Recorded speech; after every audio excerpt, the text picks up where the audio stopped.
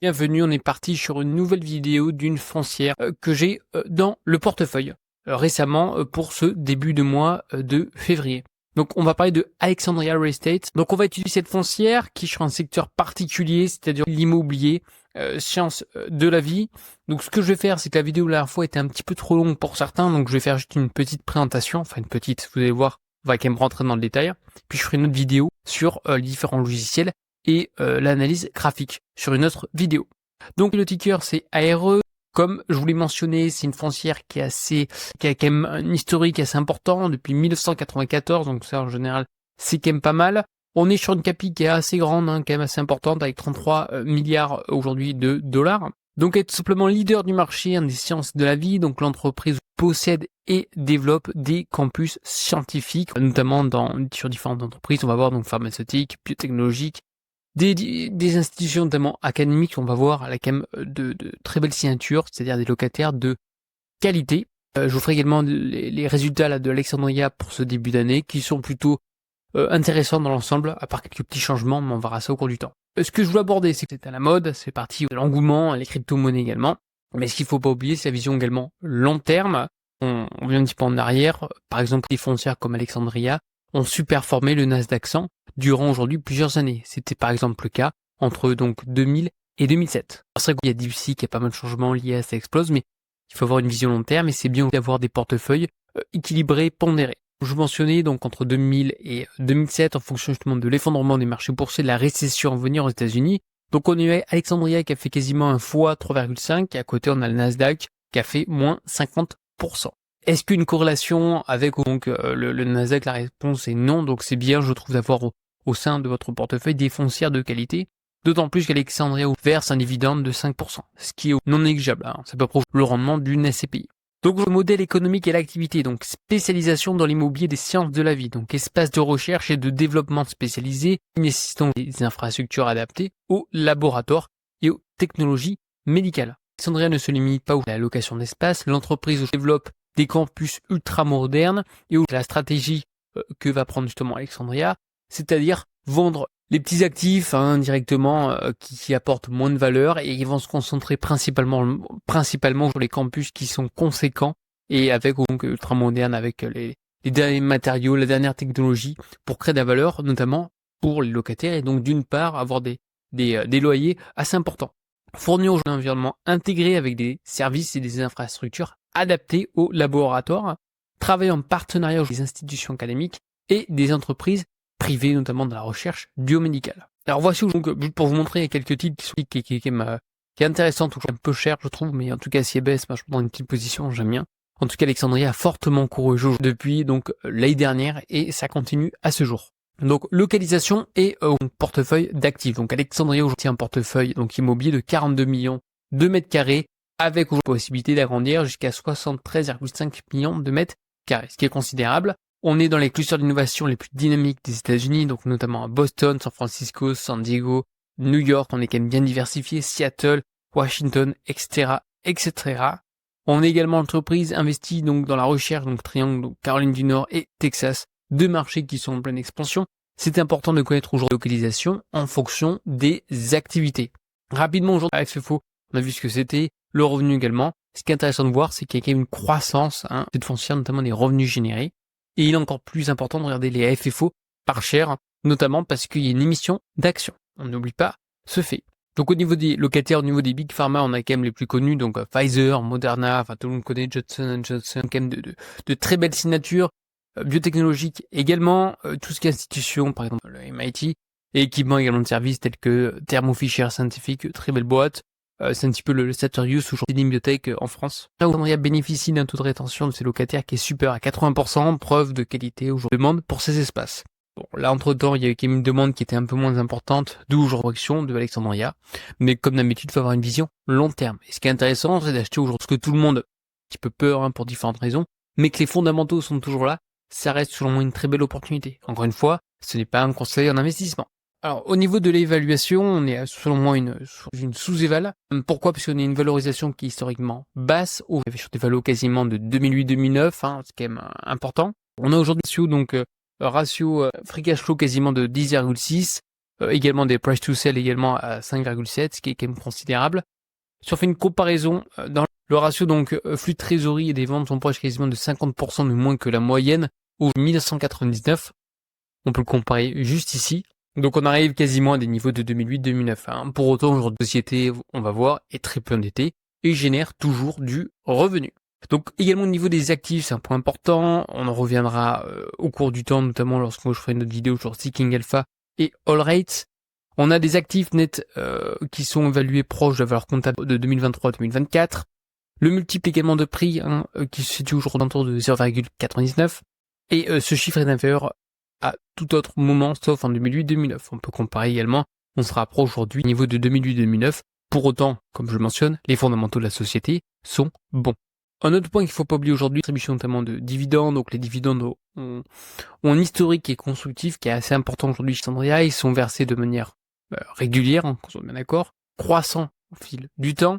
Le dividende a été légèrement réduit en 99 et en 2001, notamment compte tenu de la crise. Même chose également en 2008-2009. Petite pause, c'était réduit, mais ça a fortement augmenté par la suite. À ce jour, on est à peu près à 5%, ce qui est quand même assez important. Faut pas l'oublier.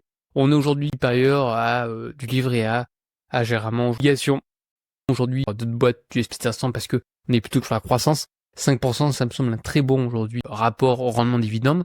Parce que derrière, je pense qu'il y a un potentiel de croissance qui est important. Donc au niveau du yield, au niveau du rendement, la proposition de rendement est relative, donc est de 4,3 fois le rendement actuel sur le marché boursier américain, ce qui est tout à fait extraordinaire. C'est même mieux aujourd'hui. La grande récession, il faut remonter sur des périodes de 2001, enfin dans les années 2000-2001, pour trouver une configuration haussière et similaire aujourd'hui. Donc à 5%, il faut remonter, je vous dis, à même 2008-2009 pour avoir aujourd'hui son temps là à ce jour. Donc c'est quand même considérable. Comme je mentionnais, là c'est le dividende, donc on est quasiment à 5 aujourd'hui à peu près. Ce qui est quand même considérable, ce qui a fortement augmenté au cours du temps. Ça se traduit notamment par les chiffres. Et également aujourd'hui, l'important de comprendre, c'est la situation financière, donc qui sont tout à fait aujourd'hui de délivrer le dividende. On est à 0,53, ce qui est considérable. Ce que j'ai marqué juste ici, la couverture de dividende par les flux de trésorerie est la meilleure depuis 2013, puisqu'un taux de 53% laisse une marge de manœuvre importante pour remonter les dividendes à l'avenir. Donc ça, c'est un excellent point. Tout ce qui est lié à l'endettement. On pourrait se dire aujourd'hui que l'endettement est relativement important parce qu'on est sur une valeur qui est peu chère, on a une croissance des revenus, on est sur un dividende qui est en croissance, et en fait aujourd'hui on paye ça aujourd'hui sur dette sur fonds propres, on est à 0,70, ce qui est relativement faible, je viens de vous dire, même très faible. Donc ça c'est un excellent point. On est quasiment proche d'un plus bas jamais atteint depuis l'introduction en bourse depuis 1997, ce qui est considérable. Alors, au niveau des performances financières, rapidement, on est sur un taux d'occupation qui est de 95%, ce qui est quand même relativement bon. On est sur des revenus locatifs qui sont à 2,8 milliards d'euros donc en 2023. Dividendes, je vous dis, entre 4 à 5%. Croissance des FFO, on est quasiment à plus de 11%, ce qui est relativement important. On a une croissance aujourd'hui de notre revenu, parce qu'évidemment, c'est un excès aujourd'hui chiant. On a également un pipeline de croissance, donc l'entreprise aujourd'hui prévoit 195 millions de dollars de revenus d'ici justement 2027. Donc aujourd'hui, ça en noir, on voit pas très bien, je suis désolé, mais en fait en noir aujourd'hui, ça c'est la courbe. Bon, à ce jour, on est vraiment sur les price FFO, donc de 14, voire aujourd'hui on est à 11 ou 12. Je vous dis, j'ai pris des positions. Faut remonter vraiment en arrière, même 2008-2009, pour commencer aujourd'hui cette valorisation. Donc les avantages concurrentiels, donc premier acteur aujourd'hui du marché, on a des barrières qui sont quand même élevées à l'entrée, on est quand même sur un secteur de niche, on a une demande qui est croissante et on a également aujourd'hui une réalité économique. Contrairement à des bureaux classiques, là on est vraiment sur un secteur avec justement des beaux fermes et qui sont sur une longue période. Et encore une fois, c'est sur des locataires de très belles signatures. Top 10, encore une fois, là c'est le score. Bon, voilà, on est quand même sur du triple B+, c'est excellent. C'est une des rates, je veux dire, les mieux notées en termes de solvabilité et de gestion de la dette. C'est-à-dire, avec une valorisation aujourd'hui, avec à peu près à FFO ou FFO aux alentours de 12, un triple B+, voilà, ça n'existe pas, qu'on soit très clair. C'est extrêmement rare. Un petit tableau rapidement, c'est notamment en termes de FFO actuel, donc sur le quarter numéro 4 2024. 2025, voilà, ils s'attendent aujourd'hui à une augmentation des earnings per share, donc ça c'est un point important, donc il y a la croissance, il y a du revenu, c'est excellent. Là, on va parler aujourd'hui du Nasdaq, de la situation actuelle. Est-ce que, contrairement à ce que je vous ai présenté en début de vidéo, est-ce que c'est possible que Alexandria batte le Nasdaq? Faut pas oublier que le Nasdaq aujourd'hui est un peu 38 via Gros Focus. Donc c'était fin d'année 2024, on a à peu près assisté là aujourd'hui. Considérable, 38 fois honnêtement. Voilà, faut remonter en 2008-2009, j'aime vous dire, et même encore, on est quand même sur des plus hauts. Bon, évidemment, ça se justifie par des revenus, par la croissance, on remet le contexte. Il n'y a pas que cet indicateur à prendre en compte, mais on est quand même sur des plus hauts, hein, ne pas oublier. Le rendement notamment du trésor, donc tout ce qui oublie qu'on est aux alentours de 4%, hein, par rapport aujourd'hui, notamment par la valorisation des big tech. La fin 2024 est marquée comme l'une des périodes les plus étendues, hein, notamment pour les prix du secteur depuis les années donc 2000. Moi, je trouve qu'on est extrêmement cher. Ça va corriger tôt ou tard. Hein. La question, c'est pas quand, impossible d'anticiper, mais ça va arriver. Hein, c'est une question de temps. Si on suit maintenant donc les cycles économiques passés, ça c'est quand même pas important.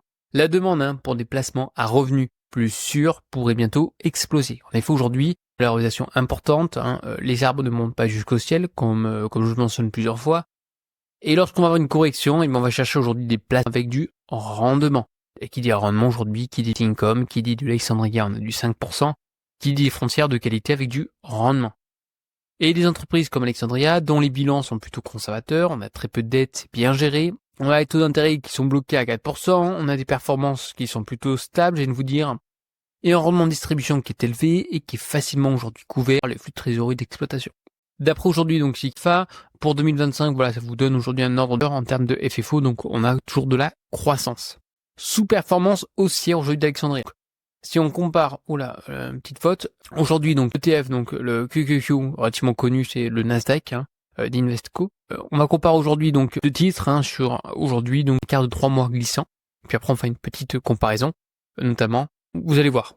Donc, aujourd'hui, si on compare sur du long terme, donc, depuis aujourd'hui, donc, les 2000, jusqu'aujourd'hui, donc 24, on avait Alexandria qui avait aujourd'hui super fort, le Nasdaq, je rappelle, sauf récemment avec entre guillemets l'IA, etc.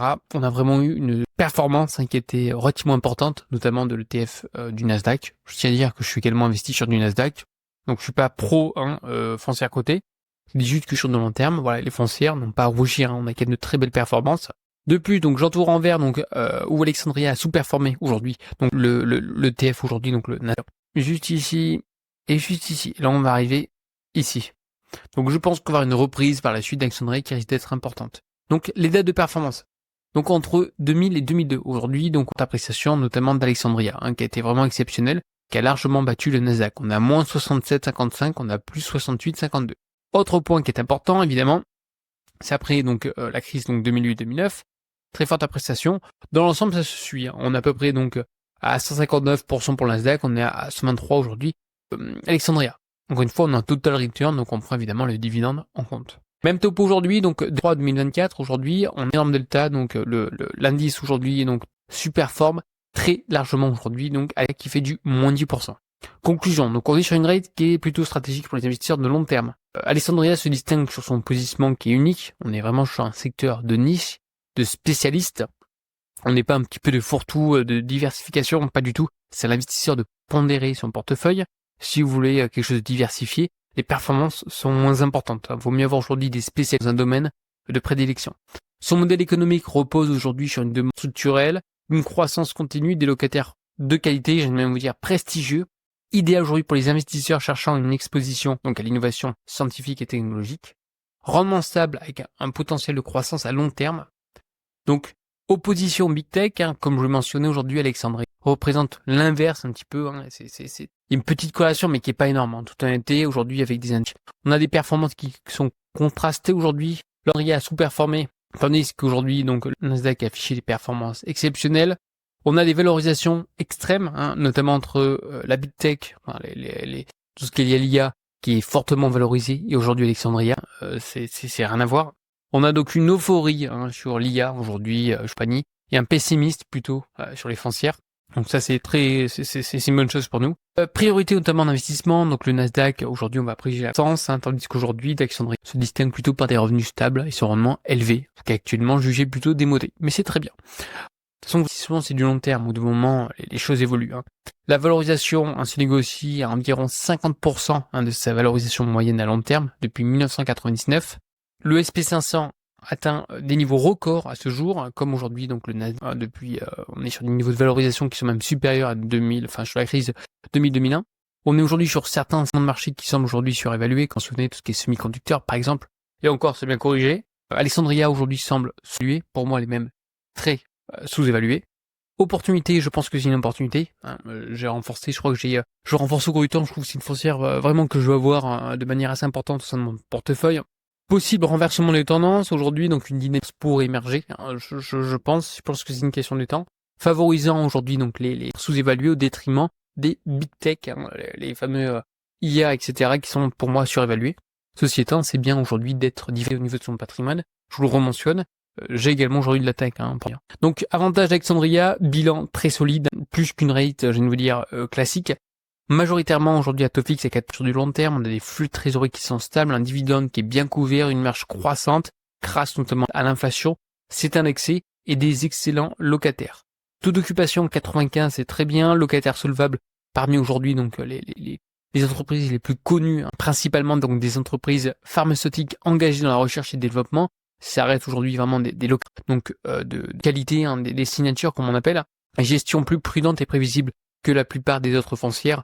Business model qui est assez simple à comprendre, et aujourd'hui vont se concentrer pleinement sur les campus. Donc il y a un arbitrage qui s'effectue à ce jour. Ils vendent à des prix qui sont peut-être pas les plus chers, mais en tout cas ils se concentrent sur leur savoir-faire, c'est-à-dire les campus. Les mais, hein, ça c'est un point important, comme d'habitude lorsqu'on investit, il faut penser tout de suite à la sortie, et malheureusement les choses qui peuvent arriver au cours de votre investissement. Premièrement, c'est la pression à court terme, on a des risques de baisse, hein, qui peuvent être importants. Risque de récession, donc une récession aujourd'hui profonde pourrait accentuer la volatilité des foncières, comme Alexandria. Incertitude aujourd'hui politique, hein, aujourd'hui, donc des moments peuvent perturber aujourd'hui les marchés boursiers, l'administration Trump, avec de l'inflation, hein, qui sait. À ce jour, la Fed n'a pas bougé les taux. Si la Fed remonte les taux, évidemment que les foncières vont corriger. On peut également avoir aujourd'hui la présence d'un événement type signe noir, comme une invasion de Taïwan par exemple par la Chine. On ne sait jamais, hein, de quoi fait demain. Impact également sur Alexandria, indépendamment de la solidité aujourd'hui opérationnelle de l'entreprise, facteur aujourd'hui pourrait provoquer une baisse, hein, de -20 à -40 sur son cours de bourse, en cas notamment de choc macroéconomique majeur. Mais n'oubliez pas, c'est une vision long terme. La prudence est de mise face aujourd'hui aux incertitudes de marché, comme je le mentionnais, on a une rentabilité potentielle. Acheter aujourd'hui Alexandria en période de baisse pourrait s'avérer très rentable pour les investisseurs qui sont prêts à détenir leurs actions sur plusieurs années. Rotation notamment des capitaux, ça je pense que ça va arriver, c'est une question de temps. En cas aujourd'hui de marché baissier, session, les investisseurs vont aujourd'hui chercher à réallouer aujourd'hui leurs fonds sur des valeurs qui sont aujourd'hui donc plutôt stabilisation raisonnable. Impact des taux également, hein, donc une baisse des taux aujourd'hui, l'achat Alexandria avec un taux de rendement qui dépasse les 5%. Prix recommandé, encore une fois, c'est mon point de vue, c'est à peu près donc moins de 110$, 120, je viens de vous dire, pour une action, pour une perspective aujourd'hui donc de un an. Zone d'achat fort, c'est sous les 90. Là, on peut y aller, je viens de vous dire, en avant. Et potentiel de hausse, je viens de vous dire, plus le prix baisse, plus l'opportunité d'investissement devient convaincante. Donc pour moi, aujourd'hui, Alexandria représente une alternative solide dans un contexte de réallocation des capitaux vers aujourd'hui des actifs plus défensifs et sous-évalués. N'hésitez pas à me dire ce que vous en pensez de ce format. Si vous voulez que je fasse plutôt, aujourd'hui, donc simplement un petit récap plus rapide sur un logiciel comme Allrate et Seeking Alpha, ou vous préférez aujourd'hui ce type de document qui est un peu plus travaillé, ça prend un peu plus de temps. Donc je suis preneur de tout commentaire. Encore une fois, merci pour vos petits commentaires, merci pour vos likes, et je vous dis à une prochaine. Allez, bye bye.